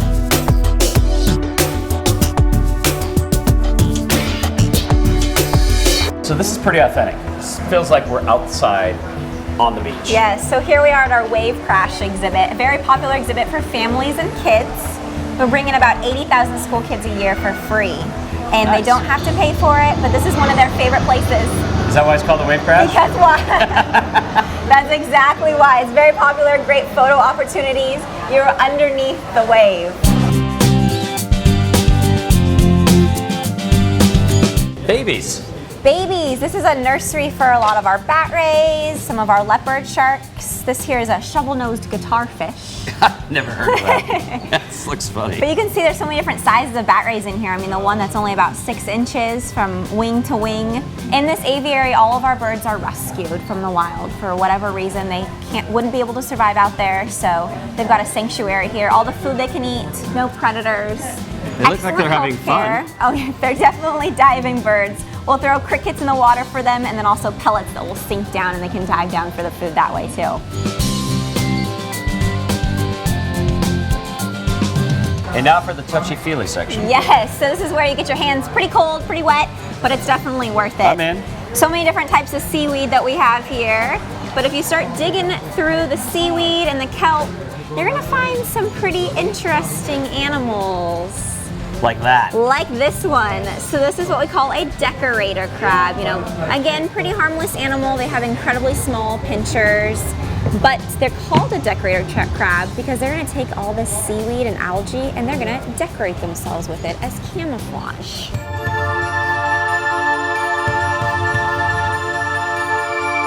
This is kind of the Zen room. Yes, so here we are in the world of jellies. So many different species, but all found in Monterey Bay, but so many different colors to them. The orange sea nettles, the purple stripes, pretty amazing animals. Heartless, brainless, and spineless. But I've they're described beautiful. a few people like that before. Ex-boyfriends of mine. Heartless, spineless, brainless. Yes. They're amazingly They are, beautiful, though. yes.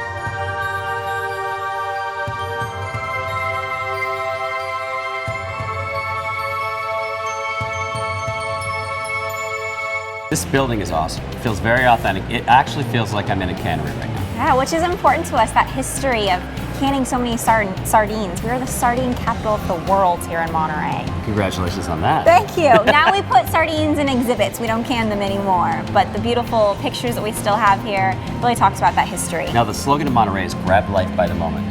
Did you know that? I didn't. It's grab life by the moment. What does that mean to you? Grab life by the moment. Learn, explore.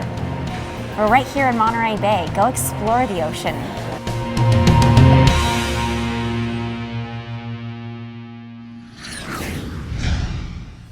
Coming up on Next Stop, Northern California's hidden gem, Carmel Valley Village.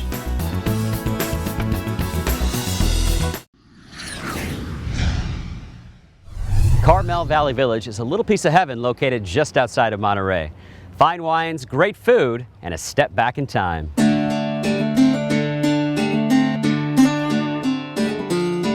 I love a good story, especially when it talks about wine. Russell's got a great story, not only about your vineyards, but the whole area. It's kind of maintained a really nice growth. You know, Monterey it was such a wonderful place to grow up, and I think that it almost came got looked past a little bit. I grew up enjoying the ocean and enjoying fishing and scuba diving and surfing and all these great different things.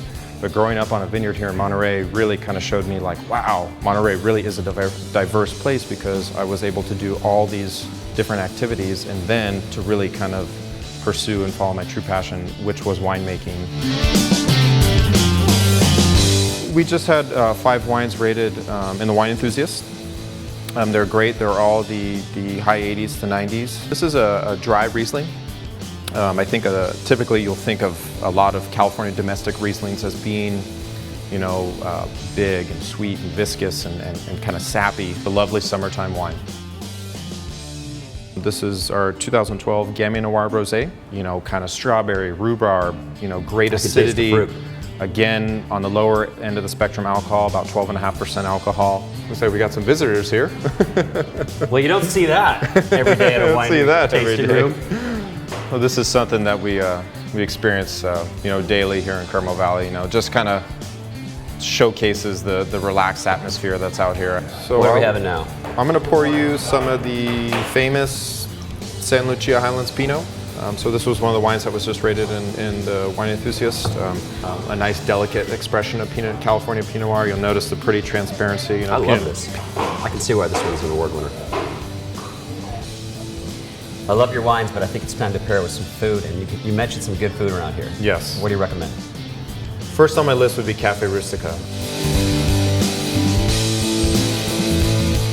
Doesn't get more local than this.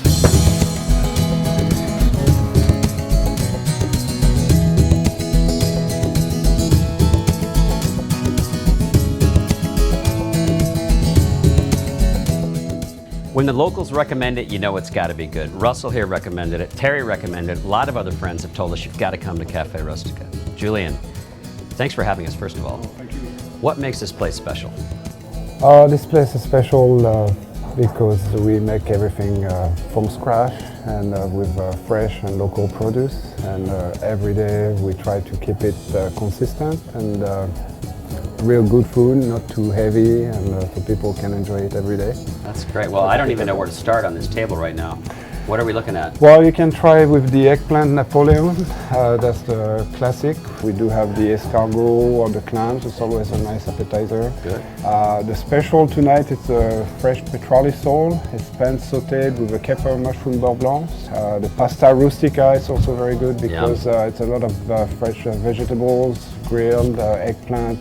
So Russell, you've been here many times, obviously. Many, many times. What's the experience like for you? Most importantly to me is that we're going to get great food, and it's going to be great every time. It's not one of those spots that you go to experience the food and it's hit or miss. Sometimes it's great, sometimes it's mediocre.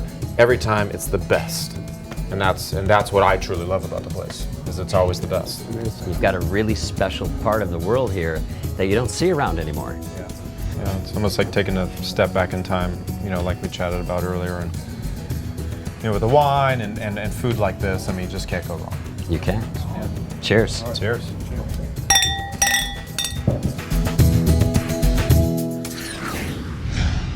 Alaska Airlines is the official airline of the Monterey Jazz Festival and proudly serves Monterey County. With daily service from Monterey to San Diego, you can easily connect to other Alaska Airlines destinations like Los Cabos, Boston, and the beautiful Hawaiian islands of Oahu and Kauai. For more information, visit award-winning alaskaair.com and learn how you can explore more and spend less with Alaska Airlines. Up next, a fantastic hotel featuring the only craft brewery in Monterey and epic whale watching.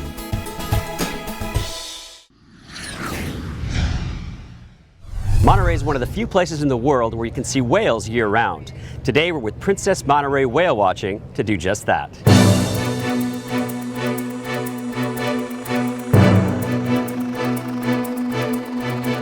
Welcome aboard the Greatland. My name is Catherine. I'm your naturalist biologist on the ship today. Now, as we head through the harbor, we're taking a look at the California sea lions. They're everywhere. Turns out we've got thousands of them here. Sea lions are up and out of the water, up on top of the buoys. They'll be all over the rocks. And wow, what's going on with those sea lions? They're getting out of the water because it's freezing in there.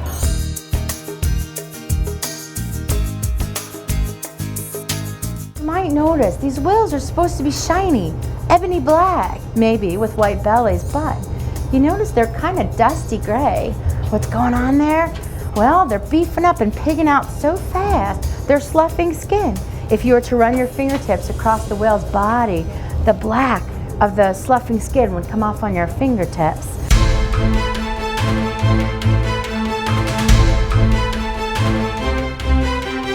You might even notice just forward of the blowholes, you've got these weird bumps peppering their faces. No whale has a face like a humpback whale. These white shells digging into their skin with a brown fleshy animal coming out of the shells. They're just filter feeding. They get a great free ride off these whales. So they're hitchhikers. Left side, whale coming up right there. Left side, nice. Unbelievable, yeah? Trip of a lifetime.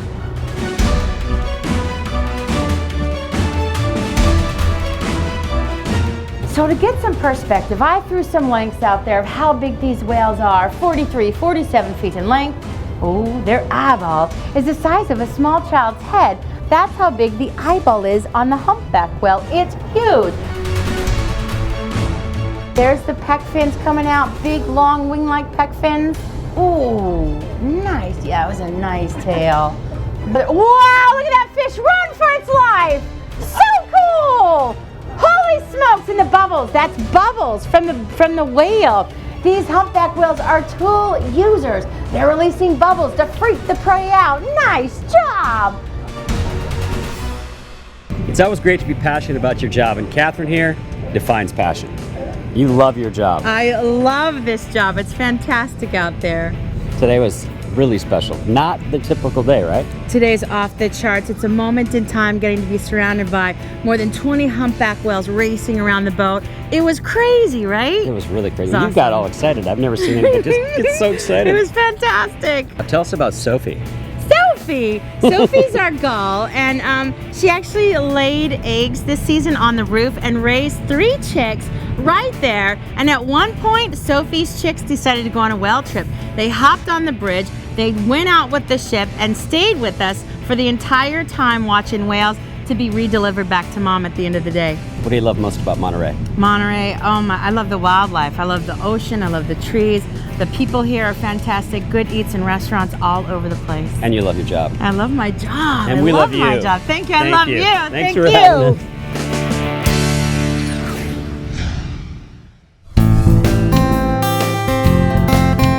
It's always such a pleasure to meet someone in local tourism who gets it. And Terry, here from the Portola Hotel and Spa, she gets it. She's been our Monterey Show champion, and first of all, thank you. It's a pleasure. Thank you so much for being here. You and your team have been outstanding and really capturing the great experiences you can have here in Monterey and the kind of films peninsula. itself.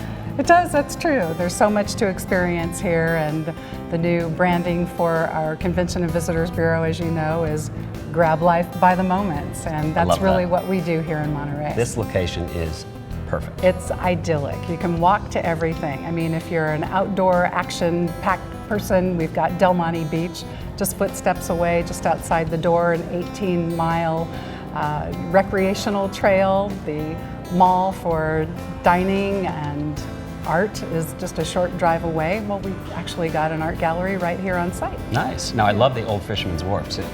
Kind of a little mini San Francisco feel. Yes, the Fisherman's Wharf, and a new attraction that we have as well is the Wharf Marketplace, which has just opened up. You know, we're the first LEED EB Silver Certified hotel on the Central Coast. I saw that. We're very proud of that, John, and so everything that we do, our sustainable practices have to do, we work with all the local dairymen, the ranchers, the farmers, and we take a great sense of pride in that, from our guest rooms right down to all of our cuisine. The property itself is beautiful. It's quite large. Thank you. There's yes. a lot of rooms in this hotel. Yes. How many different room types? Well, we have several different room types and suites. We have 379 all total.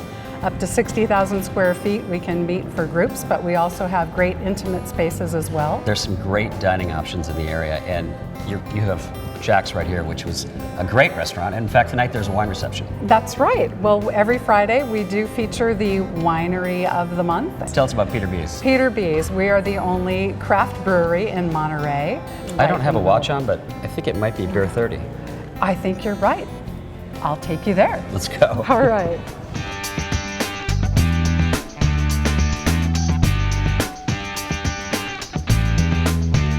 This is a cool place. You know, I was down here the other night and it's packed. This is kind of like the Cheers of Monterey.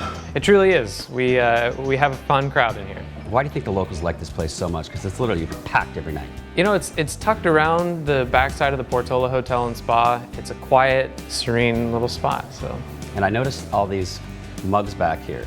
I would assume you have some pretty loyal followers here. We do. We have a lot of loyal followers. We have a mug club that folks come to enjoy. I like that a lot. Yeah. And I know I'm going to like your beers. We'll start on the right-hand side, and this is our four-doored wheat beer. It's an American-style wheat. We brew it with orange peels, throw it right into the kettle, and it gives it a nice little orange zest to it, as well as that wheat style that people really enjoy. Really easy drinking, definitely has a rounder palate. Really smooth. The next in the line is our amber ale. So I use a touch of chocolate malt. I like that color. Crystal malt, yeah, it's a deep ruby color to it, and it's a more medium to full-bodied beer. Really classic amber style beer. This is a chocolate porter that I've aged in Pinot. I know that Pinot pairs well with chocolate, so you definitely pick up a little bit of that oak. Can. Yeah. Some Pinot in there as well. Now the slogan here is grab life by the moments. What does that mean to you? There are a lot of excellent moments to be had around here. There's climbing, there's surfing, there's backpacking, there's ocean life, everything. Thanks for everything. Cheers. Hope to see you guys soon.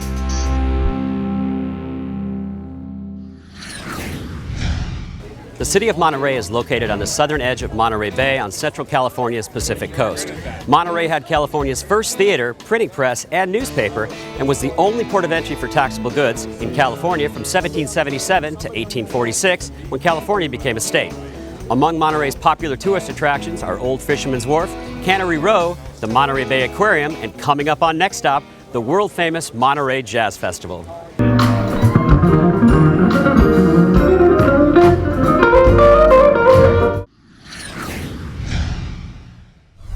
Timing is everything in life. We're fortunate enough to be here in Monterey for the 56th Monterey Jazz Festival. Some of the best musicians from all over the world are right here.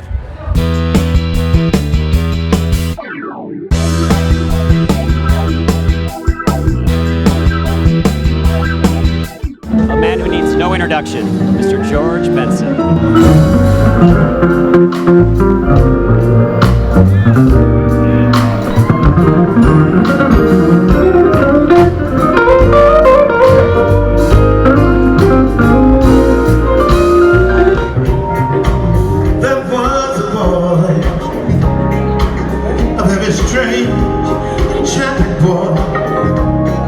How did this start 56 years ago? It's kind of an interesting history. Yeah, Jimmy Lyons, our founder, was a jazz DJ here in the Monterey Bay area. He probably took a cue from the Newport Jazz Festival in Newport, Rhode Island, about a big outdoor festival on the sea, under the trees, in the sun. And it was a great shoulder season activity for the tourism community. Hence, the Monterey Jazz Festival was born. The story has it that 67 Monterey business people each gave $100. So the $6,700 funded the first Monterey Jazz Festival. So what's kept it so successful? This is the 56th year. That's crazy. Well, we have a very loyal audience, very loyal patrons. We're true to the music, and we present a really great festival that we work really hard on. And kids need something like this too. In the day where all these music programs are falling by the wayside in schools, you guys are helping keeping it alive. Absolutely. We invest over $600,000 a year in local, regional, national, and even international education programs. What's your best memory in the time you've been associated with the festival? You know, I think it just boils down to relationships with certain artists, particularly when we do the commission pieces, because you know, those are things that the Monterey Jazz Festival is commissioning and premiering, so we have a deep involvement in the whole process, and that it's very fulfilling.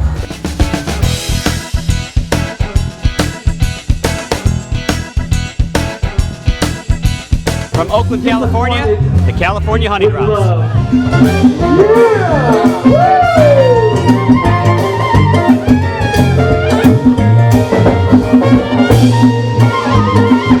We got to the fairgrounds today. Our guy said, "You've got to go check out the California Honey Drops. They're bringing it. The crowd's loving it." And man, you guys are fun, Lesh. That's what we do, man. We have fun and we make other people have fun. whether they want to or not. Describe your music. I can't really put a finger on it. It's awesome. It's a mix. It's our own thing, you know. It's our own little style, but we take from a lot of Bay Area and West Coast blues and R&B, and we kind of mix it with a lot of New Orleans music.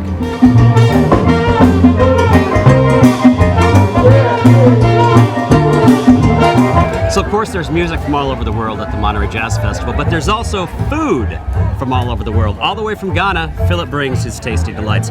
The unique thing about it is that it's coming from Ghana. It's not your everyday food that you find at music festivals. So you have an interesting day job too. Yes, actually I'm a social worker by trade. And That's so I good. work with a social services agency that provides services to the homeless, mentally ill, and low-income individuals and families. I love it. But this is what I do on the side because I'm a music lover, and I thought that there's something that I need to bring to the music scene, and that's food from Ghana. Local boys from Santa Cruz, the North Pacific String Band.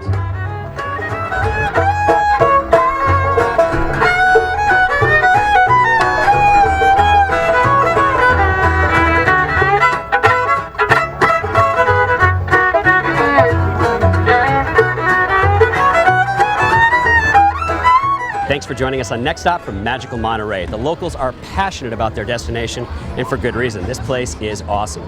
Thanks to this show's sponsor, the Portola Hotel and Spa, and especially Terry. We could not have done it without you. Thank you so much. Thanks also to our show's title sponsors and good friends, Alaska Airlines and the Alaska Airlines Visa Signature Card. Next Stop. Where will we take you next? Make good memories, everybody. It's always good to be passionate about your job, and you, my friend, are very passionate about your job. I'll take my sunglasses off. Yeah. They've got to see your eyes. They do. We'll do that over. Oh, nice. Yeah, it was a nice tail. Now you have bragging rights. You can go home and say you got tail in Monterey. Feature two of its most popular attractions, that bird and that seal lion.